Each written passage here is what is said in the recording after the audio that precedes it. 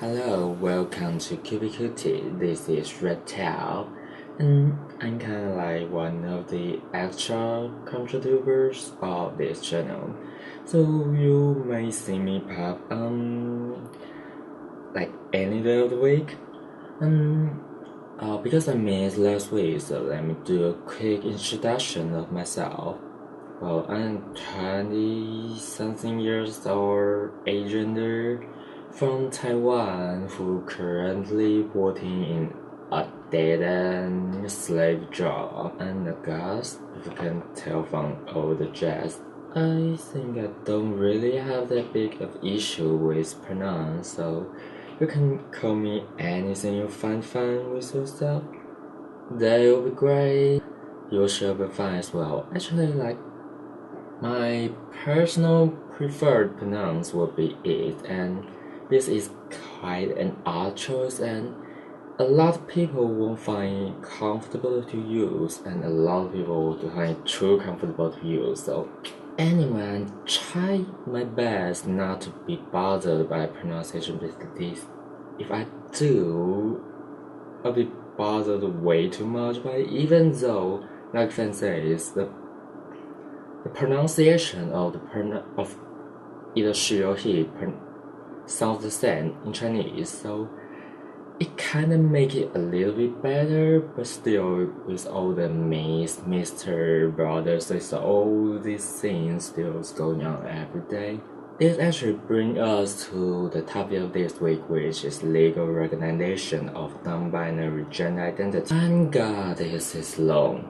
But I think about legal recognition is much more and much bigger than what stays on your ID card or any like profile identity things. In the legal recognition policy in my country, we are allowed to change the sex on your ID card and all the ages to if you are post surgery.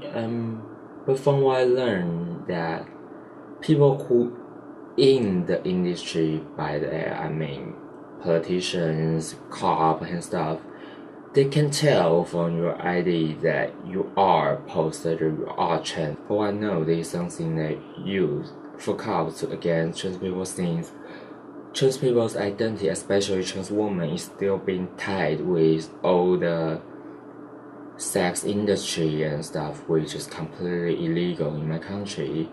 When it comes to non-binary identity, what makes it so difficult in my country is that we don't have the differences between sex and gender in my language, which is Mandarin Chinese, and we use the same word for sex and gender, so which basically means both gender.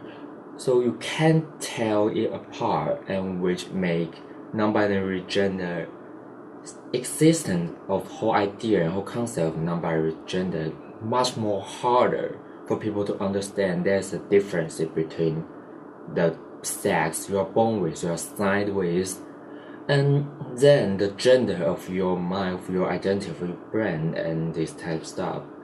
Like even when within the LGBT community, when talk about this type of stuff, when talk about trans issue, talk about non-binary issue, we use the word like biological gender and mental psychology gender. This type of word, I'm not sure how should I translate it, but you get the idea, right? And which is not the best way to describe it, but it is the closest thing by far we can get. And that's kind of why we more desperately need to be legal recognized. Is that we need people to understand there are people who outside gender binary exist and need this legal recognized as a platform, as a tunnel to educate, to let people understand what it is, and to let people understand what it stands. So when I got asked about my gender, because you can see there's a lot of confusion going on here, I can't actually say no, I'm either a female and male, and or I'm fine with you see me as female or male, and all these things that people don't get that confused. And for people with non-gender identities, it's generally hard to come out. I think this is kind of alive for bisexual people is that our existence is being generally erased. A lot of people think that you are just cisgender who are not fitting in gender role, or you are just transgender who are too afraid to come out, which is completely not true. But that's how people get, because the gender binary, not just gender binary, the whole world is binary. Whole world idea is way too binary. People just couldn't get the idea there are more than just two.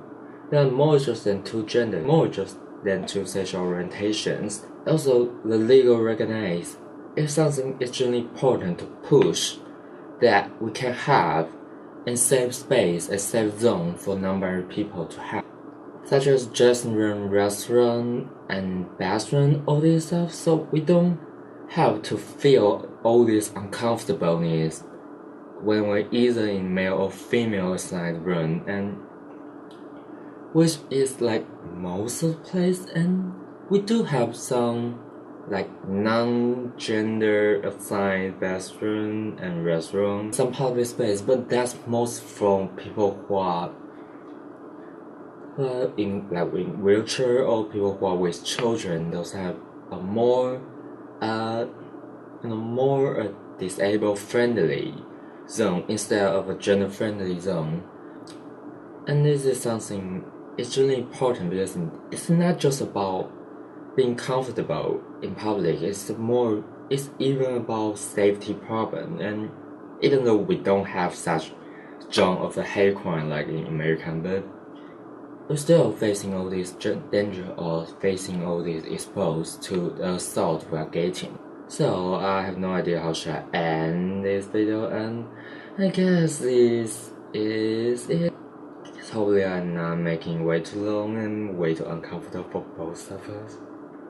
Thank you for watching, bear with me. If you are interested in seeing more of me, just subscribe to this channel and my personal channel. Also, I'll put my Tumblr down below, and